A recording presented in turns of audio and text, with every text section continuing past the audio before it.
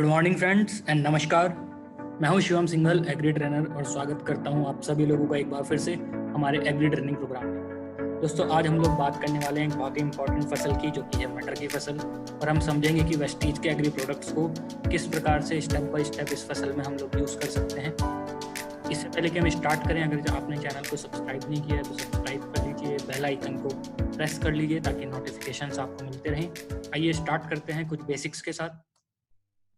सबसे पहले अगर हम बात करें कि मटर का जो कंजम्पशन होता है वो आमतौर पे सिर्फ सब्जियों के तौर पे नहीं होता, बल्कि पशुओं के लिए जो चारा है उसके लिए भी मटर की जो फसल है उसका यूज़ किया जाता है।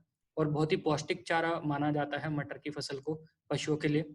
उसके अलावा इसको कवर क्रॉप के तौर पे भी यूज़ किया जाता है, जिससे कि मिट्टी के कटाव को रोका जा सके। बट ओवरऑल अगर हम बात करें तो मेजर जो इसका कंजम्पशन है वो इंसान ही करते हैं वेजिटेबल्स के तौर पे। इंडिया में अगर प्रोडक्शन की बात करें तो उत्तर प्रदेश, मध्य प्रदेश, बिहार, पंजाब, राजस्थान, हरियाणा, महाराष्ट्र, ये कुछ मेजर स्टेट्स हैं जो कि मटर की फसल का उत्पादन करते हैं। और उत्पादन के लिए अगर हम क्लाइमेटिक कंडीशंस की बात करें तो ठंडा और मॉइस्ट, थोड़ा नमी वाला और ठंडा जो वातावरण है वो इसके लिए फेवरेबल रहता है, बेस्ट रहता है। और आइडियल टेम्परेचर 10 से 30 डिग्री सेल्सियस के बीच रहे तो बहुत बढ़िया है। जहाँ तक उत्तरी भारत की बात है तो उत्तरी भारत में इसको मिड अक्टूबर से लेके मिड नवंबर के टाइम पे बोया जाता है। अब उसमें डिपेंड करता है कि कोई अर्ली क्रॉप ले रहा है, अगेती कर रहा है, पिछेती कर रहा है, तो सबके अपने अपने फायदे और नुकसान हैं। बट इसको हम मिड अक्टूबर से ये शुरू करके मिड नवंबर और लेट नवंबर तक भी बो सकते हैं। फिर अगर हम मिट्टी की बात करें तो इसको डिफरेंट टाइप ऑफ मिट्टी के साथ उगाया जा सकता है। लेकिन दोमट मिट्टी अगर है जिसमें कि ड्रेनेज की व्यवस्था अच्छी है, पीएच रेंज 6.5 से 7.5 है, तो अच्छा रहता है। और अगर मिट्टी में ऑर्गेनिक मैटर की अवेलेबिलिटी है तो पैदावार को बढ़ाने के लिए वो बहुत अच्छा माना जाता है। अब अगर हम वेस्टीज के प्रोडक्ट्स की बात करें तो सबसे पहले बात आती है बेसल एप्लीकेशन एट सोइंग की। स्टेप नंबर 1 है ये। और सभी फसलों में जब किसान बिजाई करने जाता है तो बिजाई के समय पे बेसल एप्लीकेशन के तौर पे फर्टिलाइजर्स का इस्तेमाल करता है। उसी समय पे आप बेसल एप्लीकेशन में वेस्टीज के agri humic granules, agri protect, agri 82 का प्रयोग करवा सकते हैं। ह्यूमिक ग्रैनुअल की मात्रा 5 किलो, एग्री प्रोटेक्ट की मात्रा 300 ग्राम और एग्री 82 की मात्रा 150 ml तक रहती है 1 एकड़ के खेत के लिए। ये जो हमने कॉम्बिनेशन यूज किया है ये हमारे खेत की मिट्टी को उर्वरक एवं उपजाऊ बनाने का काम करता है।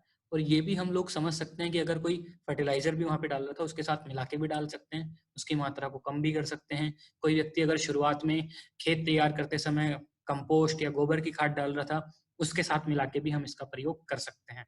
सो ये बेसल एप्लीकेशन के तौर पर यूज होगा, क्योंकि हर किसान गोबर की खाद नहीं डाल पाता है। कभी उनके पास टाइम की दिक्कत हो जाती है, कभी खाद नहीं मिल पाता है। तो जैसा भी हमें सुटेबल लगे, या तो हम गोबर की खाद में मिला के डाल लें, नहीं डाल पाए तो हम फर्टिलाइजर में मिला के भी डाल सकते हैं। प्रोटेक्ट डालना यहाँ पे बहुत इंपॉर्टेंट है, क्योंकि आगे जाके हमारी फसलों में पाउडरी मिल्ड्यू, जड़ गलन, अलग अलग टाइप की फंगस की प्रॉब्लम्स आती हैं। तो ज़्यादा अच्छा है कि हम पहले से मिट्टी में इसका प्रयोग करते हुए चले।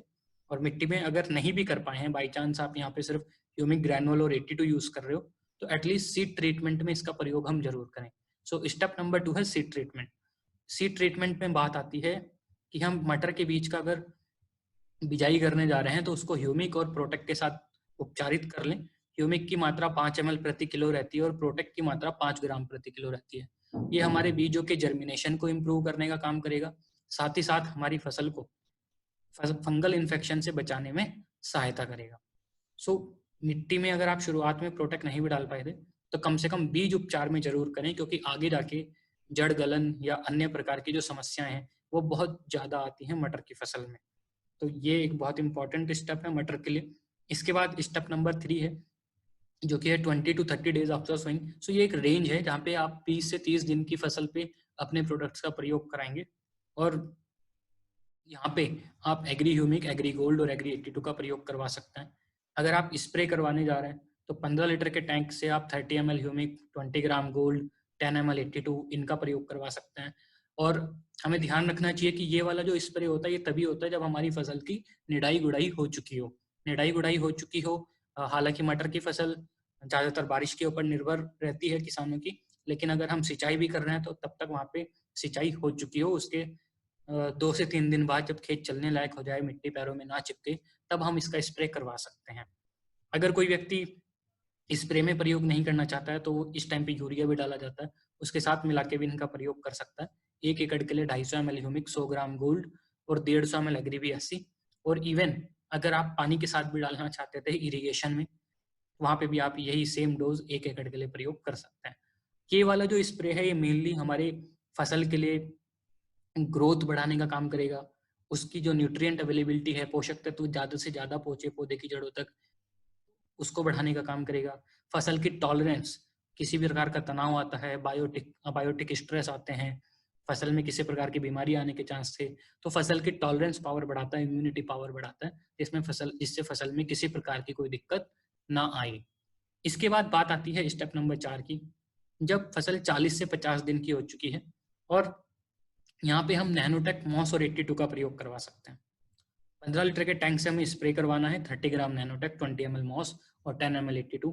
ये वाला जो एप्लीकेशन है ये बेसिकली फ्लावर्स ज़्यादा आए, फ्लावर्स के झड़ने की दिक्कत ना हो, उससे पॉट्स बढ़िया बने, फलियाँ बढ़िया बने, फली के अंदर दानों की क्वालिटी बढ़िया हो, दानों की संख्या ज़्यादा हो, दाने के सड़ने की समस्या ना आए।